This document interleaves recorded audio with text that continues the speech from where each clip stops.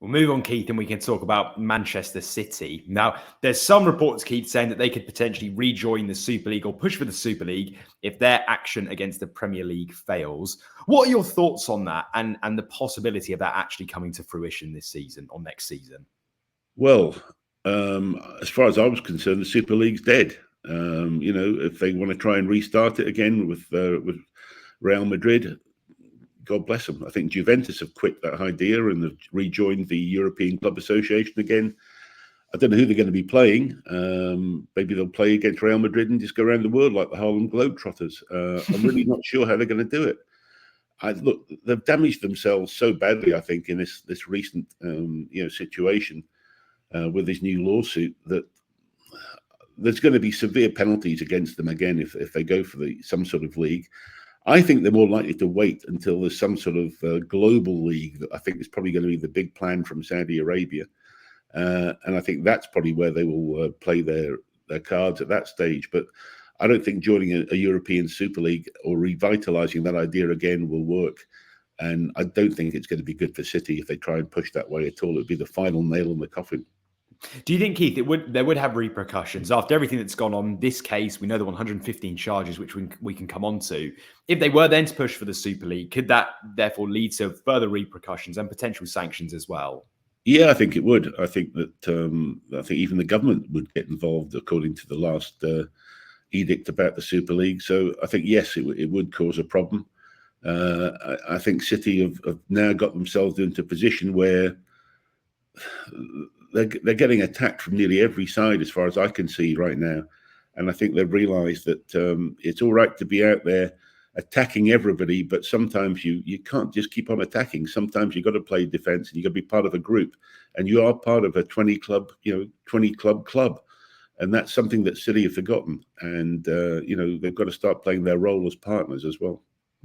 And Keith, do you feel that the current lawsuit going on, is that an attempt to sort of gain an advantage for their 115 charges that are supposed to be potentially sort of that hearing taking place in November? And could it help in any way, that case going forwards?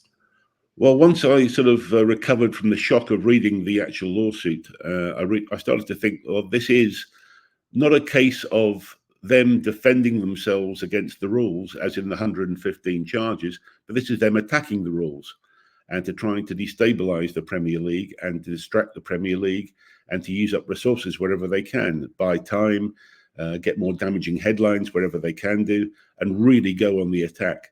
So I think it is about trying to attack right now the rules themselves and trying to destabilise the Premier League in an effort to try and weaken, in whatever way they think they can, the main charges that have been going on for some time now. And do you think they are confident, Keith, that they're going to win this case? What will their stance be going into this? And actually, if they do win the case, what will the repercussions of that be, do you think?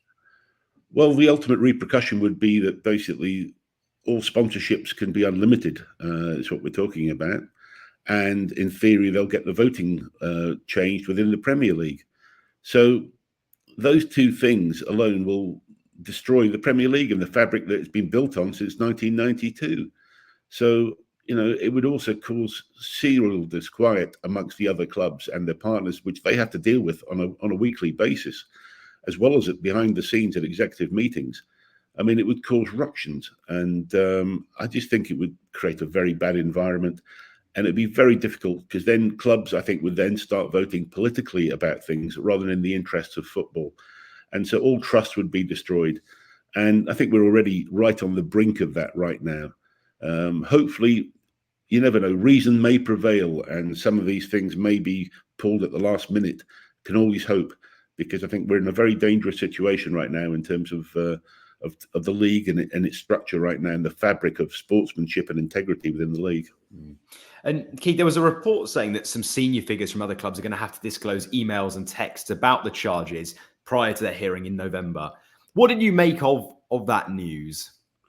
Well, the only things I'd read about that were that Richard Scudamore and Richard Masters were the ones that were going to have to give up any texts. I mean, I was surprised at Scudamore, but then apparently it says it goes back to 2009 when he was still around.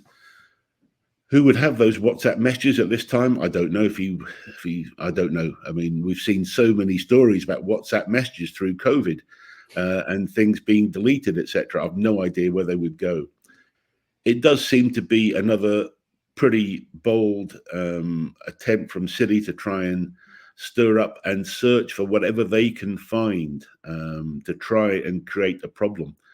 Who knows what's on those discussions between what was Richard Scudamore, the ex-chief executive, and Richard Masters, who did work for Scudamore during that time.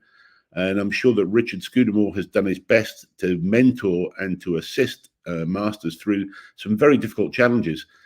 And I don't know if those conversations could be considered private. I'm sure the lawyers will work that out. Scudamore obviously had resigned and had left the league in glory and getting bonuses from all the clubs for the job he'd done. I don't know the legality around those conversations and what they could be done, but it's another very aggressive move from Man City, I think, on a fishing expedition to try and find out whatever they can. And if they can find just one sentence that they can hang a press release on, that's probably what they're going to try and do. And in your view, Keith, do you think they will win this upcoming case that we know sort of taking place with sort of the next 2 weeks, give or take? Or actually, do you think long term this is something that will be squashed by the Premier League? I think long term it will be squashed. I don't think they're going to win it, but they may have achieved their objective of some short term attack and distraction on the Premier League on the other major case. That's what I think is the whole game. And I just think it's very sad they've taken such an aggressive position in the football discussion. It really is, I think, wrong.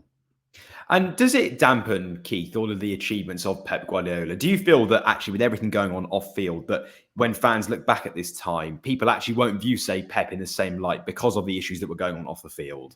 Yes, I really do believe that. And that is such a shame because I have a huge respect for Pep and the football that City have played. As I've said, the question has never been about the squad that he's assembled. It's how they've assembled it has been the question. And I think it has tarnished Pep. I think it has, the asterisks that are going to be around City now are going to hang around for a long, long time. And should they lose these cases and things come out, then of course the whole thing will be tarnished forever. And I think that's why they're fighting so hard, because they know that. And they could, it just seems, what I'm surprised about really is that they've won the league 4 times, 4 times recently. And yet here they are fighting to go and get more dominance.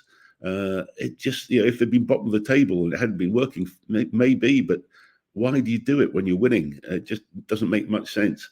And it's just, perhaps it's a feeling from the owners that they can do whatever they want and they want to remain dominant forever. And that is just not what football is about. It's not culturally what the Premier League is in England.